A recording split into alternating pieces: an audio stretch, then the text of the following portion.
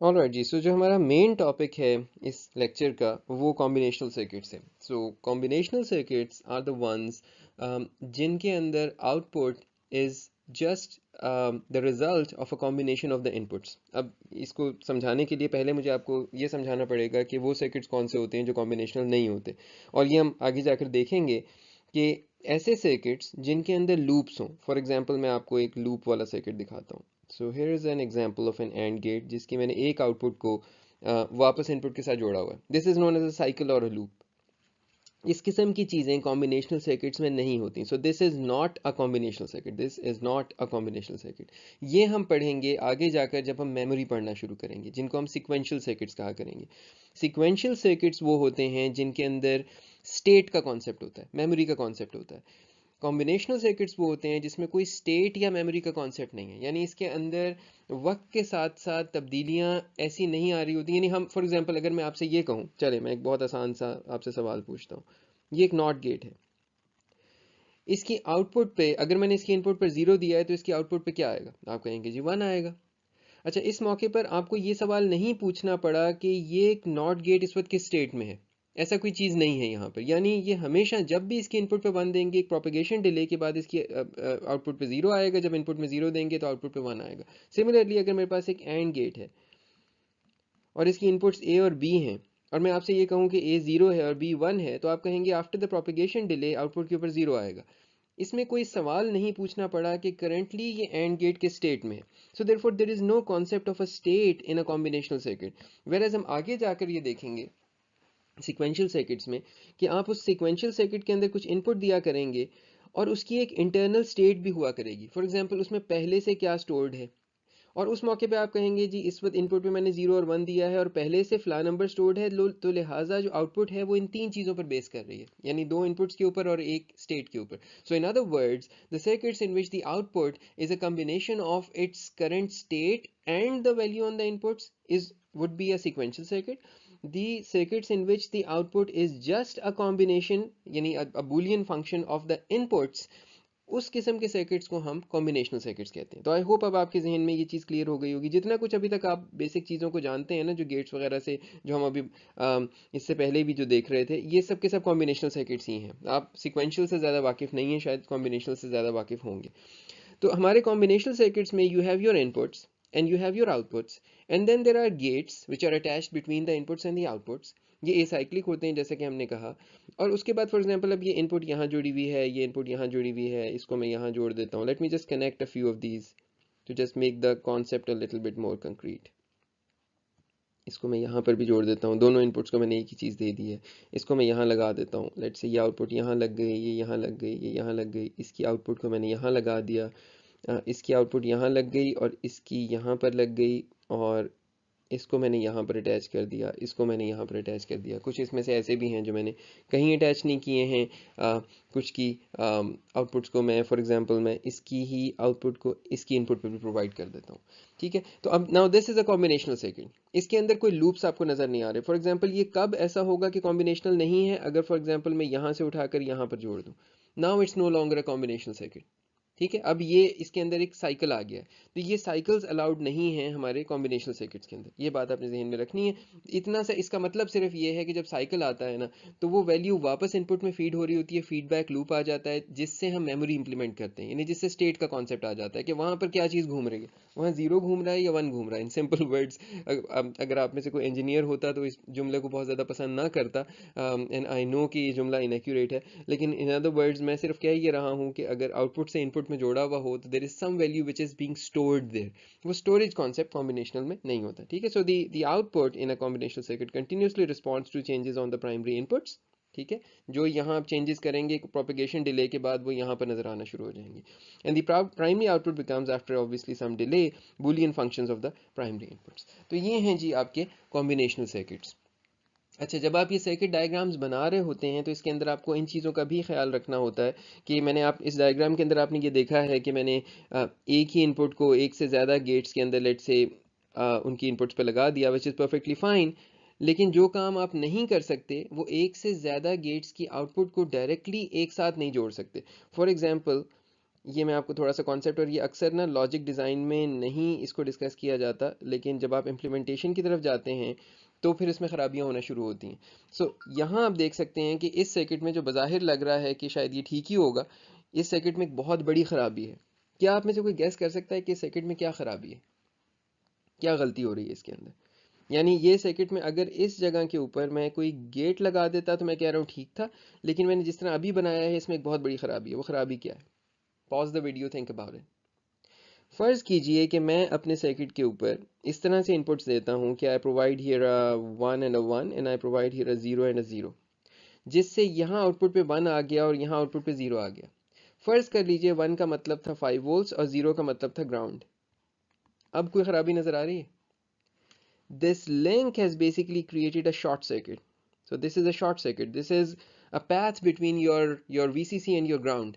आपने जोड़ दिया, आपने ऐसा है जैसे अपने जो आपके पास पावर लाइन आ रही होती है, आपने उसकी एक लाइव साइड को दूसरी साइड के ऊपर जोड़ दिया। So basically you have destroyed the circuit, ठीक है, आपने शॉर्ट सर्किट कर दिया उसको।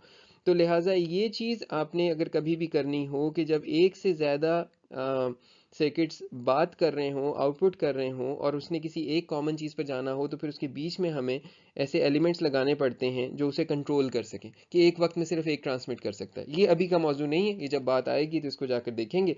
बेसिकली मैंने जो यहाँ पर बनाया है, बेसिकली ये मैंने एक कंट्रोल्ड बफर बनाया है, लेकिन इसकी अभी आपको ज़रूरत नहीं है। इसको ट्राई स्टेट बफर कहते हैं या कंट्रोल्ड बफर कहते हैं।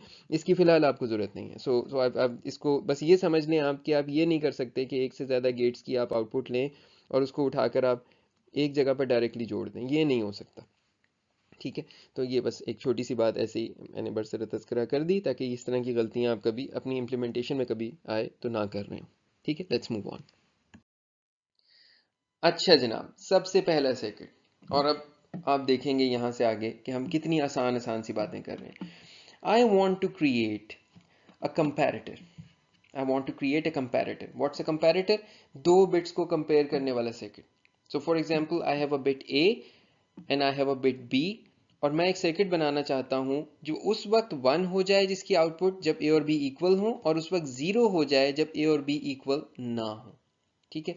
So when a is 0 b is 0 output 1 होनी चाहिए, when a is 1 b is 1 output 1 होनी चाहिए, बाकी सारे केसेस के अंदर आउटपुट 0 होनी चाहिए। तो पहले हम इसका जो है ट्रुथ टेबल बना लेते हैं। हमारा गोल ये है कि जब ये दोनों 0 हो, जब ये दोनों 1 हो तो आउटपुट 1 हो, बाकी केसेस के अंदर आउटपुट जो है वो 0 हो। बाय द वे, ये फेमिलियर लग रहा है? अभी देखते हैं। पहले इसको हम सादे तरीके से इंप्लीमेंट कर लेते हैं। ये देखिए जनाब, ये जो आपके सामने बना हुआ है ये काम क्या कर रहा है? ये कर रहा है, अब ज़रा देखें, when a is 0 and b is 0 तो क्या होगा? Let me change the colour. जब a 0 होगा तो इस जगह के ऊपर 1 आएगा, क्योंकि ये नॉट हो रहा है, ठीक है। सॉरी, जब b 0 होगा तो यहाँ पे 1 आएगा, और यहाँ पर इस जगह के ऊपर 0 आएगा। एंड सिमिलरली यहाँ पर 0 जाएगा और इस जगह के ऊपर 1 आएगा। अपने आप को कन्विंस करें इस बात के ऊपर, नॉट से गुजरने के बाद दोनों चीज़ें 1 हो गई हैं और नॉट से गुजरे बगैर दोनों चीज़ें 0 थी। यानी यहाँ पर 0 आएगा और यहाँ पर 1 आएगा, और क्योंकि इस और की एक इनपुट 1 है, इसकी आउटपुट के अंदर 1 होगा, ठीक है। सो वी हैव प्रूवन कि at least this part works. Now let's go through another one of those. Now let's try making this 1 and 1. सो जब ये 1 था तो यहाँ पर 0 आया, और ऊपर वाले 1 की वजह से यहाँ पर 0 आया, और इन दोनों जगहों पर 1 आया, यहाँ 1 आया, यहाँ 0 आया, और यहाँ पर 1 आ गया। So this works. सब मेरे साथ हैं? कोई मुश्किल तो नहीं हो रही? This is extremely simple. अच्छा जनाब, अब हम ऐसा करते हैं कि अब बाकी दो केसेस को देखते हैं। So let's say a is 0 and your b is 1, ठीक है। इस केस में क्या होगा? You have a 0 here and you have a 1 here, and you have a 0 here and you have a 1 here. इसकी भी आउटपुट 0 है, इसकी भी आउटपुट 0 है, और यहाँ भी 0 है, मीनिंग दिस वर्क्स। ऑलराइट, अब तक आप आखिरी वाले केस की आपको ज़रूरत तो नहीं है, लेकिन फिर भी just for the sake of completion let me also do that. So we have a 1 and we have a 0. So we get a 1 here and we get a 0 here, and we get a 1 here and we get a 0 here. So 0, 0 and 0. All done. So this is my comparator, this is a single bit comparator. ये दो bits को compare करता है और output के अंदर 1 देता है अगर वो इक्वल थी और 0 देता है अगर वो इक्वल नहीं थी। ठीक है, इस चीज पे आप क्लियर हैं? अच्छा, थोड़ा सा सवाल ज़रा मैं आपसे एक और पूछना चाहूँगा कि ये तो ठीक है कि हमें ये वाला ट्रुथ टेबल देखकर ये वाला सर्किट बनाना आ गया। ज़रा मैं आपसे एक सादा सा सवाल अगर और पूछूं, इसको ज़रा गौर से घूरें, इस पूरी चीज़ को। इसमें कोई जानी पहचानी बात नज़र आती है? इस सर्किट के अंदर, इस ट्रुथ टेबल के अंदर कोई जानी पहचानी चीज़ नज़र आती है? अगर मैं इसको थोड़ा सा रिवर्स कर दूं तब कोई जानी पहचानी चीज़ नज़र आती है? ये जाना पहचाना लग रहा है? ये क्या है? दिस इज सिंपली ए और बी। सो जो चीज आपको यहां अंदर नजर आ रही है that's basically just exclusive nor. ये सर्किट पूरा एक्सक्लूसिव नॉर का है, यानी सब कुछ पूरे के पूरे इस मामले को हटाकर I could have just replaced it with an exclusive NOR gate and it would have been equivalent. ये बिल्कुल सेम चीज होती। क्यों ऐसा है? क्योंकि जो चीज यहां पे आपको इंप्लीमेंट हुई भी नजर आ रही है that's basically the definition of N exclusive nor. A so if you look at the first AND gate, that is basically A and B, so AB, and then plus जो कि हम OR के लिए यूज करते हैं A dash B dash. So that's basically the Boolean equation for your exclusive NOR. ठीक है, तो ये उससे भी बन सकता था। इसको हमने इस तरह से इंप्लीमेंट किया कैसे है? We basically use this truth table. ये मैं आपको सिर्फ एक ऐसी चीज़ सिखा रहा हूँ जो आपको पता होनी चाहिए अगर आप में से कोई इस पे कंफ्यूज हो रहा हो कि ये करते कैसे हैं। हम इसके सारे के सारे वंस को पकड़ते हैं जहाँ जहाँ आउटपुट 1 होनी है और उसकी बेस के ऊपर इसको इंप्लीमेंट कर लेते हैं। कैसे करते हैं? ये जो पहला वाला 1 है ना, ये वाला 1, ये कह रहा है कि ए और बी दोनों इन्वर्ट होकर आ रहे हैं। ठीक है, यानी दोनों के दोनों जीरो हैं। तो और ये कह रहा है कि ये दोनों के दोनों 1 है और जितनी जगहों पर 1s होते हैं उन सबको हम आपस में और कर देते हैं। सो बेसिकली ये पहला वाला कह रहा है ए डैश बी डैश और ये दूसरा वाला कह रहा है ए बी और दोनों के बीच में एक और है। So essentially you can just do a sum of these terms जहाँ जहाँ आउटपुट 1 है जिनको हम min terms कहते हैं। तो ये essentially जो हमने चीज़ बनाई है this is known as a sum of min terms। ये जो आखिरी बात मैंने बताई ये सिर्फ आपकी क्यूरियोसिटी के लिए बताई है। आपको इस चीज़ को शायद करने की ज़रूरत बहुत ज़्यादा अभी ना पड़े, लेकिन just for your curiosity you should know कि किस तरह से ये चीज़ इंप्लीमेंट की जाती है। ये आपके लिए एक सरप्राइज़ ना रह जाए कि जी ट्रुथ टेबल तो समझ में आ गया, ये नहीं समझ में आया कि ट्रुथ टेबल से ये बनता कैसे है, यानी कैसे आप हार्डवेयर निकाल लेते हैं ट्रुथ टेबल को देखते हुए। तो ऐसे हार्डवेयर निकालते हैं कि हम ट्रुथ टेबल को देखते हैं, उसकी सारी 1 वाली टर्म्स को पकड़ते हैं और उसको इम्प्लीमेंट कर देते हैं ए और बी की टर्म्स में। जहाँ जहाँ 0 हो वहाँ वहाँ उसको इन्वर्ट कर देते हैं, जहाँ जहाँ 1 हो वहाँ वहाँ उसको डायरेक्ट लिख देते हैं। ठीक है, सो इस केस में क्योंकि यहाँ भी 0 था यहाँ भी 0 था तो this was like A dash B dash और वो चीज़ आपको ये नज़र आ रही है, this is your A dash B dash. जो डॉट बीच में हम डल रहा था वो एंड का था। And this is AB, so basically 1 and 1, so this is A and B, and then इन सब के बीच में और कर दिया आपने। so इस तरह से आप इसको इम्प्लीमेंट करते हैं जब किसी ट्रुथ टेबल को इम्प्लीमेंट करना चाह रहे होते हैं। ठीक है जी, क्लियर हो गया? होपफुली इसमें आपको कोई बात अब कंफ्यूजिंग नहीं लग रही होगी and hopefully this is simple enough. I am also assuming कि इसमें से कुछ चीज़ें आपको बेसिक लेवल पर इससे पहले मालूम भी हैं। अच्छा, जिस लैंग्वेज का हमने इससे पहले जिक्र किया था, हार्डवेयर कंट्रोल लैंग्वेज HCL, इसको बाय द वे कुछ जगहों पे हार्डवेयर डिस्क्रिप्शन लैंग्वेज कहते हैं, यहाँ हम इसको हार्डवेयर कंट्रोल लैंग्वेज कह रहे हैं। So it's a very simple hardware description language. Boolean operations have syntax similar to C logical operations और इसको हम यूज किया करेंगे अपने कंट्रोल लॉजिक को डिफाइन करने के लिए in the form of a language. तो जो बिट इक्वालिटी का हमारे पास HCL की डिस्क्रिप्शन है वो ये है। सो बूल यानी इक्विवेलेंट जो इसकी आउटपुट आ रही है is equal to A and B जो आपको यहाँ पर होता हुआ नजर आ रहा है और not A and not be जो यहाँ पर होता नजर आ रहा है और दोनों के बीच में और। हमने पहले कहा था कि ये लॉजिकल ऑपरेशंस हम यूज करते हैं। So this is the description, this is the HCL description of your comparative. इसको जरा सीख लीजिएगा, ये आपको हम पूछ भी सकते हैं कि फलां चीज़ को आपने इंप्लीमेंट करना है, इसकी HCL के अंदर इसको लिख दें, इस सर्किट को HCL की फॉर्म में लिख दें। सो दिस इज एसेंशली जिसको मैंने ऊपर लिखा था ना कि आउटपुट को अगर मैं कहूँ equivalent is equal to A B plus A dash B dash, जिस चीज़ को मैं लिख रहा था जहाँ पे इस प्लस का मतलब था और यहाँ पे एक इम्प्लिसिट डॉट था और यहाँ पे भी एक इम्प्लिसिट डॉट था जिनका मतलब एंड था। So this was your and this was your or. तो और this is basically essentially your not. तो ये सब की सब डिफरेंट नोटेशंस हैं इसी चीज़ को लिखने की. हम जिसको फॉलो करेंगे एटलीस्ट फॉर HCL वो ये वाली ऊपर वाली डिस्क्रिप्शन होगी. ठीक है जनाब, I hope everything is clear. अब मैं अगर आपसे एक सादा सा सवाल पूछूं, आपको मैंने सिंगल बिट का कंपैरेटर सिखा दिया है. Can you implement like a 4 bit comparator और N n bit comparator using this? यानी बजाय इसके कि आप दो सिंगल बिट्स को कंपेयर करें, मेरे पास दो रजिस्टर्स हैं. रजिस्टर A जिसमें A3 A2 A1 और A0 है, और register B B3 B2 B1 और B0 है. Can you compare these two registers using a comparator like this? और फर्ज करें इसमें से ये तारें बाहर निकली हुई जिनके ऊपर ये A3 से A0 तक और B3 से B0 तक आया हुआ है. ये जरा अपने तौर पर सोचिए कि can you use this comparator somehow for implementing this. Pause करें, सोचें, और फिर हम अगली स्लाइड पे चलते हैं और देखते हैं कि एक्चुअली होना कैसे है. Alright, so here you see a comparator being implemented, which is giving you essentially the equivalence of two 62-bit registers या 64-bit registers या 64-bit words जो आपको यहाँ पे compare होते हुए नजर आ रहे हैं. So this is your first register A0, A1, A2, A3, A4, A62, A63, और जो दूसरा वाला है वो B0, B1, B2, B3, B4, B62, B63. ठीक है, तो जिस तरह मैंने पिछले स्लाइड के ऊपर आपको 4 बिट का दिखाया था, यहाँ पे ये 64 बिट के हैं दोनों.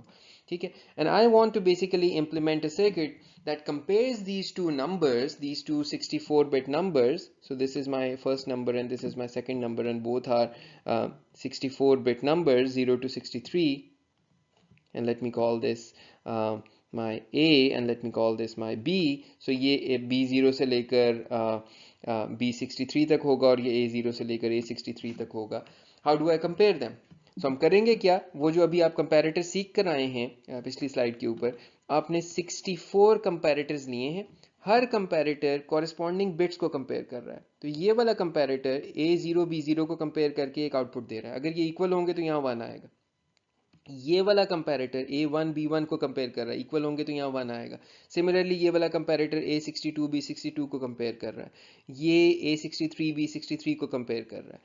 अगर ये दोनों के दोनों नंबर्स पूरी तरह सेम हैं, दोनों वर्ड्स इक्वल हैं, हम इनको वर्ड्स कह रहे हैं, अगर ये दोनों वर्ड्स, दोनों नंबर 64-बिट नंबर्स इक्वल हैं, तो सारी की सारी आउटपुट्स के ऊपर 1 आए हुए होंगे. तो हम सिंपली ये कर रहे हैं कि हम कोई ऐसा गेट आगे यूज करेंगे जो सिर्फ तब 1 देता हो अगर उसकी सारी इनपुट्स 1 हो. Do we know such a gate? Yes, an and gate. And gate की जब सारी इनपुट्स 1 होती हैं तभी उसकी आउटपुट 1 होती है. ठीक है, तो this is how you implement. मैंने आपसे कहा था ना कि हार्डवेयर में आप रेप्लिकेशन देखेंगे कि आपने सिंगल बिट का कंपैरेटर बना लिया जो दो बिट्स को कंपेयर करके सिंगल बिट आउटपुट देता है, and now you just use 64 of those comparators for comparing two 64-bit numbers. अगर आपने 128-bit numbers compare करने होते हैं, 128 comparator use कर लेते.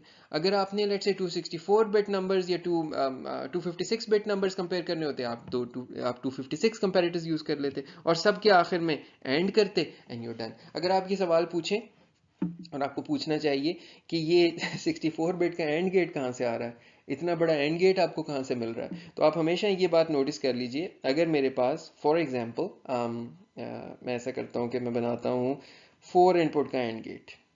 ये मेरा एक 4 इनपुट एंड है. ठीक है, so A B C and D. Can I implement this using 2 input and gates? Yes I can. I use a 2 input AND gate and I use a 2 input AND gate and I take the output and I give it to a 2 input AND gate A, B, C and D, and we can show essentially that these two are equivalent. ये दोनों circuits equivalent हैं. सो हम ज़्यादा input का get let's say and या और के case में बड़ी आसानी से इंप्लीमेंट कर सकते हैं using 2 input versions of those. ठीक है, तो ये बात भी होपफुली आपको क्लियर हो गई. तो वी हैव सीन नाउ कि हमने सिंगल बिट के कंपैरेटर्स को यूज़ करके पूरे वर्ड के कंपैरेटर बना लिए. इसकी HCL representation by the way ये होती है, ये आउटपुट ये EQ is equal to, this is the assignment equal A equals B. जब आप ये लिखेंगे तो ये आपकी हार्डवेयर कंट्रोल लैंग्वेज के अंदर इक्वालिटी समझी जाएगी. 64-बिट का वर्ड साइज है, इक्वालिटी ऑपरेशन आपने सीख लिया है, और ये बूलियन वैल्यू है जो इसके जवाब में निकल रही है 1 या 0 जो ये कह रहा है. तो अगर मैं आपसे ये पूछूं कि जी जंप इफ इक्वल कैसे इंप्लीमेंट होती होगी, और वो इक्वल के अंदर वो जो फ्लैग को चेक कर रहा है, अगर वो फ्लैग को ना चेक करे, क्या मैं डायरेक्टली इक्वालिटी देख सकता हूँ दो रजिस्टर्स की, या कंपैरिजन में किसी तरह देख सकता हूँ? तो ये थोड़ा सा आपके जहन में यहाँ से जुड़ना चाहिए कि येस, ऑल्दो कि हमने सीखा था कि वहाँ वो फ्लैग से डायरेक्टली रिलेटेड है, लेकिन अगर मैं इस तरह की कोई चीज़ अपने हार्डवेयर में बनाना चाहता हूँ तो I can use a hardware like this to compare two numbers and simply tell whether they were equal और नॉट। ठीक है जी, लेट्स मूव ऑन।